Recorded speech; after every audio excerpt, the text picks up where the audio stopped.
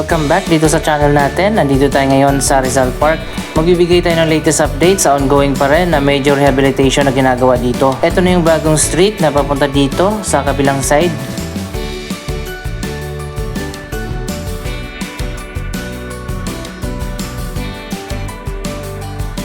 Siguro magkakaroon din dito ng bagong entrance kapag natapos na.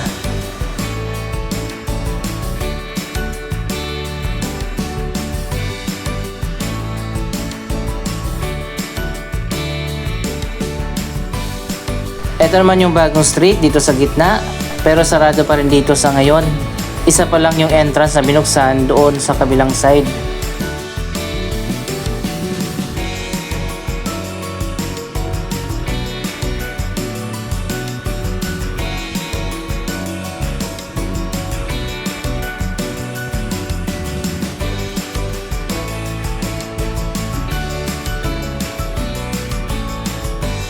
Para sa mga hindi pa nakakaalam, dito na nga inilipat sa bagong location ang statue ni Lapu-Lapu.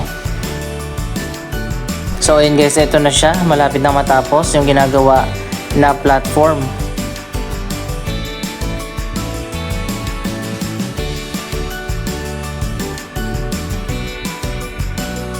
Yun nga lang, dito sa bagong location kitang-kita na rin yung photo bomber na building.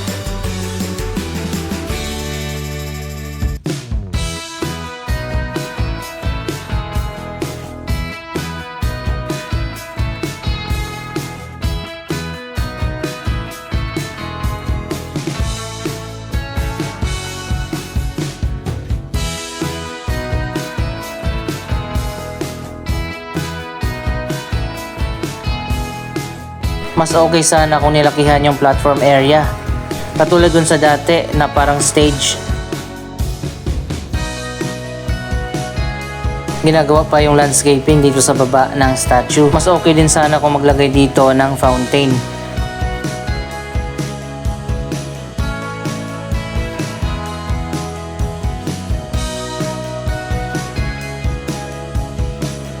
Dito naman sa side na to, medyo malinis na.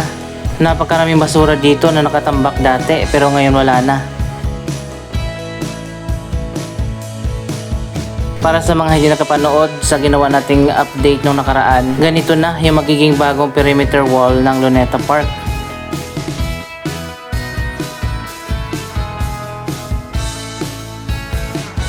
Papalitan na yung parang bakal na rehas. Mamaya na tayo papasok para magbigay ng update dito sa loob. Tingnan muna natin yung progress dito sa kabila.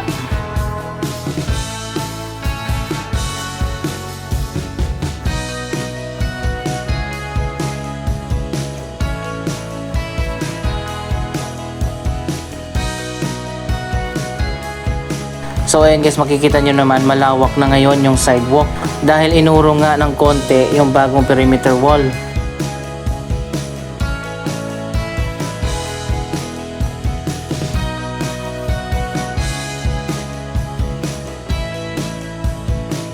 Mas maganda na ngayon at mas malawak na.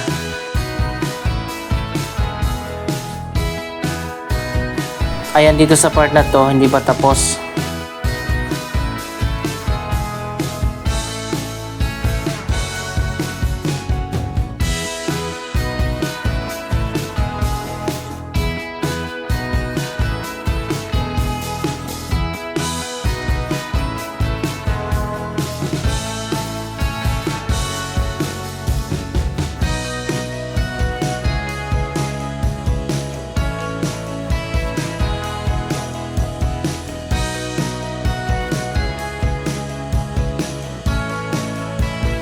Andito na tayo sa bandang harap ng eastern portion ng Rizal Park at dito mas malawak na at magkakaroon ng bagong entrance.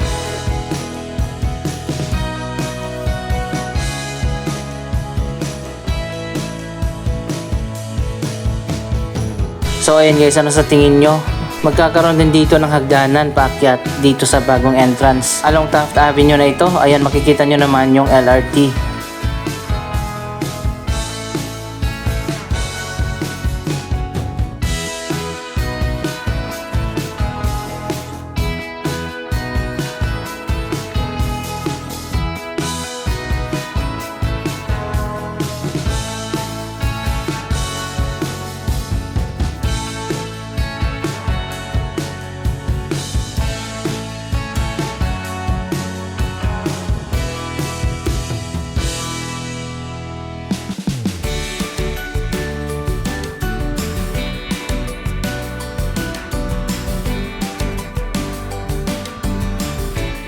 Mas maganda na dito kapag natapos na ang bagong sidewalk.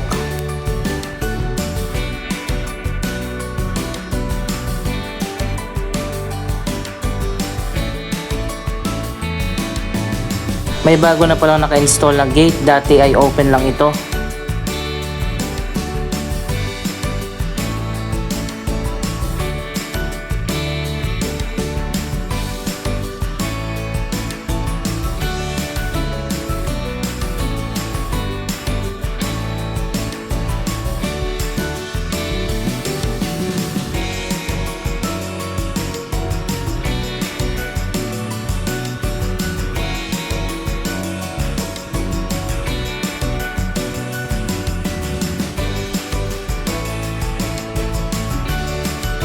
Malawak na rin yung area dito sa eastern portion ng Rizal Park ang natapos na.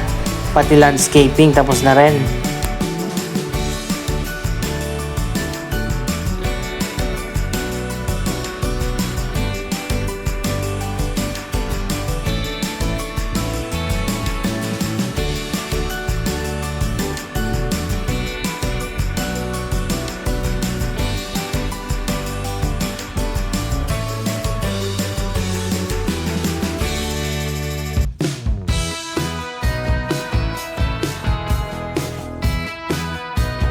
Yung magkabilang side na lang ng Rizal Park ang patuloy pa na ginagawa sa ngayon.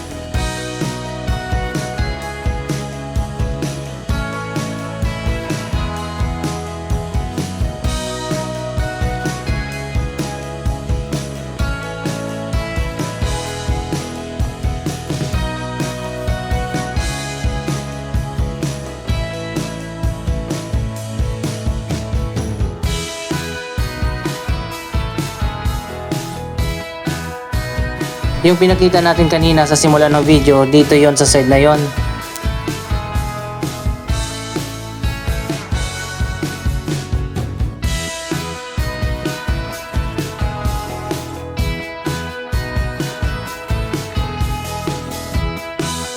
Para sa mga nagtatanong kung ano na mangyayari dyan sa photobomber na building, matagal nang natapos yung kaso na yan at nagbaba na ng desisyon ang korte na pumabor sa developer ng condo na yan, ang DMCI.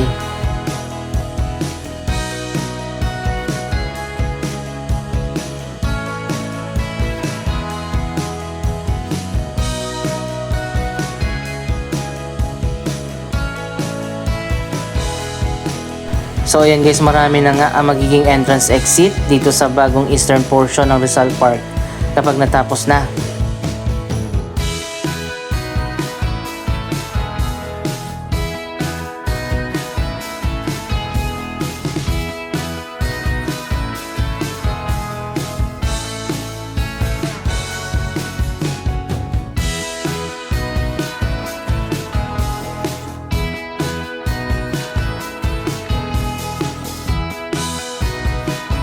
Mas okay sana kung itinaas ng konti yung statue ni Lapu-Lapu.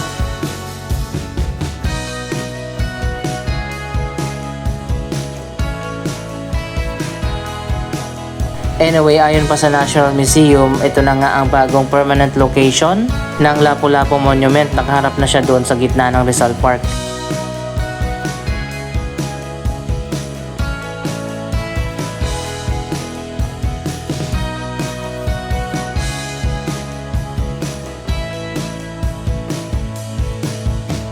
Maganda sana kung mayroong dalawang fountain sa magkabilang gilid, parang Las Vegas style. Tapos nasa gitna yung statue.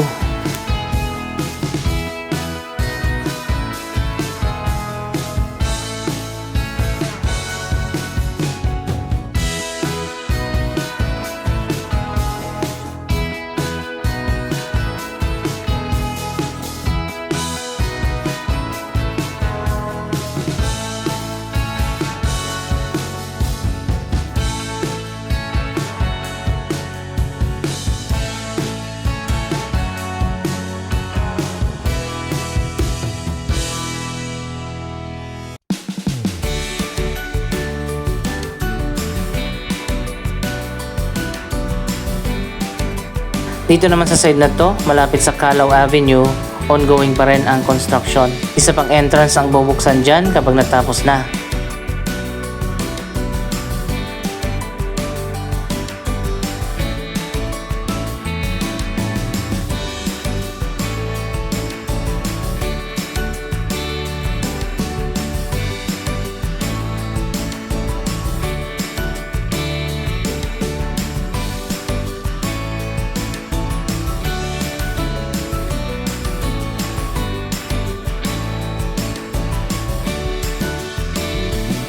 Dapat talaga dito linisin yan at maging open yung area na yan dahil naging tapunan na ng mga basura yung gilid ng Calao Avenue.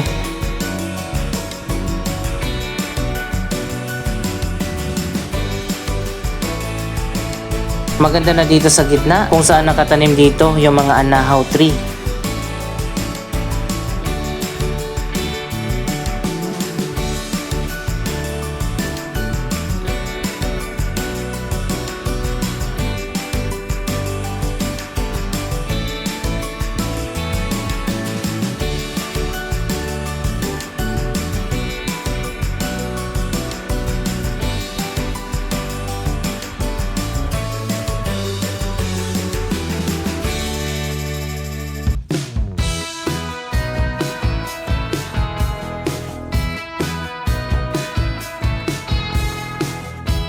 Dito sa side na to wala pang entrance na bukas. Dito ka pa rin dadaan sa National Museum of Natural History.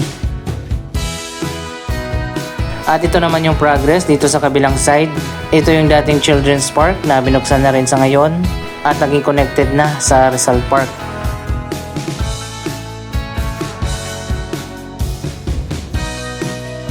May mga bagong street na rin dito pati na mga lamppost pero hindi pa tapos yung project na ginagawa dito.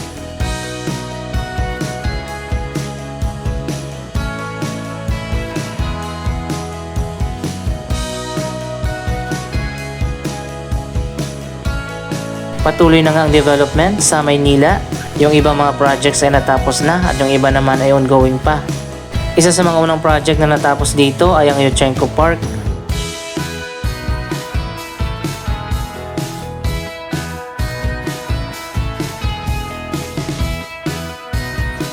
Ito ay Riverside Linear Park na pinondohan ng isang private company. Bago pa nagkaroon ng major renovation, napakadumi at napakadugyot ng lugar na ito pero sa ngayon malinis na.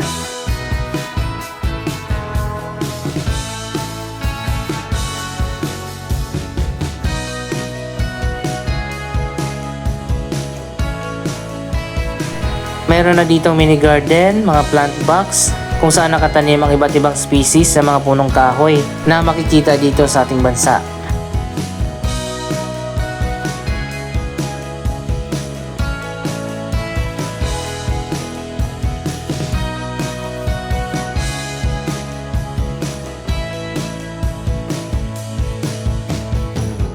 Nananatili na malinis ang park na ito dahil meron nagbabantay at meron ding tagalinis at nagsasagawa ng maintenance.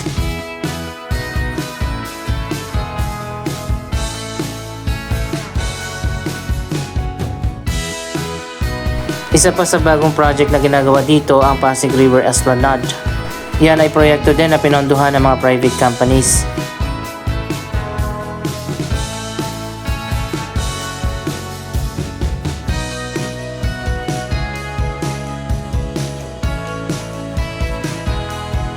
So ayun guys, napakaganda na dito oh. Yung ibang areas naman patuloy pa rin na inaayos. Anong masasabi nyo sa mga bagong tourism projects dito sa Maynila? Mag-comment lamang dyan sa baba ng inyong mga reaksyon. Maraming salamat sa inyong panonood. Don't forget to like, share, comment at subscribe. Thank you for watching.